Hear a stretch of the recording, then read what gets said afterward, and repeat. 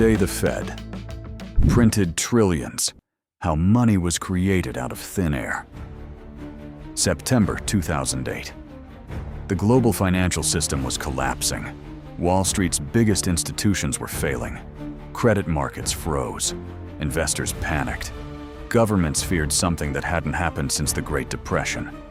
The world wasn't simply facing another recession. It was standing on the edge of a complete financial collapse. Then, something extraordinary happened. An institution that most people never think about created trillions of dollars. Not by running giant printing presses, not by loading trucks full of cash, but with a few digital entries on a computer. Within months, more money had been created than at almost any other period in modern history. Some called it the greatest rescue in financial history. Others called it legalized counterfeiting.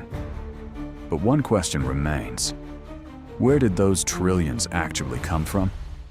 And perhaps even more importantly, can it happen again?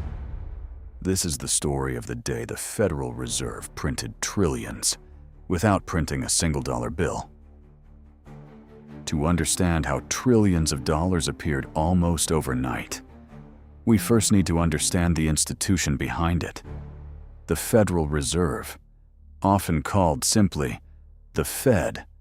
It is not a commercial bank. It is not owned by the president. And despite what many people believe, it doesn't operate like an ordinary government agency. The Federal Reserve is America's central bank.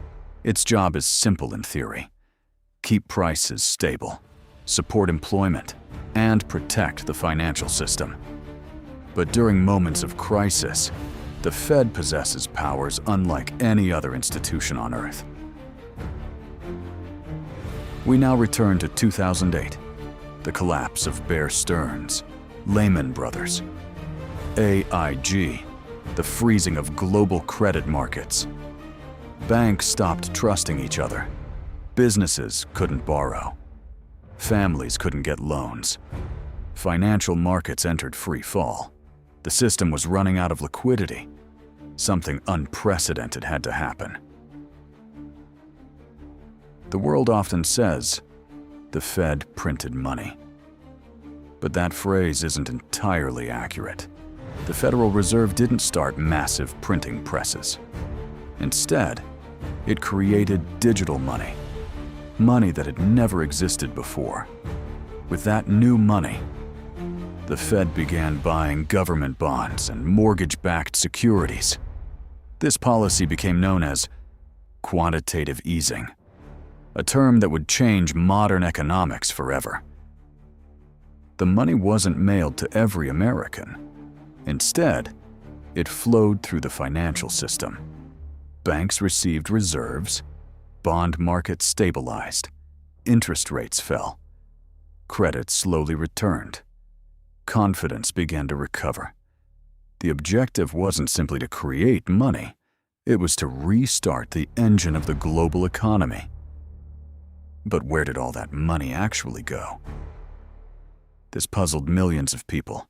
If trillions were created, why didn't the dollar become worthless?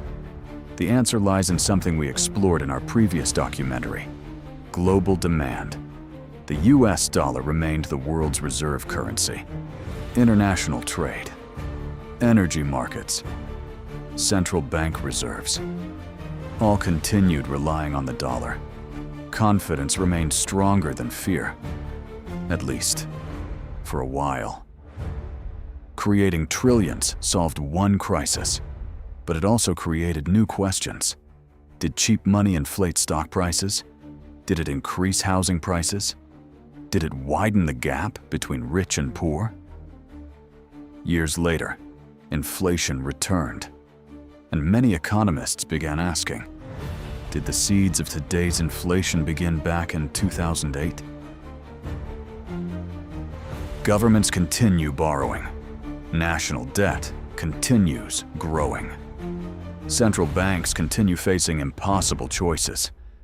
If another crisis arrives tomorrow, will the Federal Reserve create trillions again? Or has the world reached the limits of monetary policy? Nobody knows for certain. But one fact remains. The modern financial system runs on confidence, and confidence may be the most valuable currency ever created. The Federal Reserve never printed trillions of paper dollars. It created something far more powerful: digital money. Money capable of saving economies, influencing markets, and changing history itself. Because sometimes, the most powerful printing press in history never printed a single dollar. This is the story behind capital.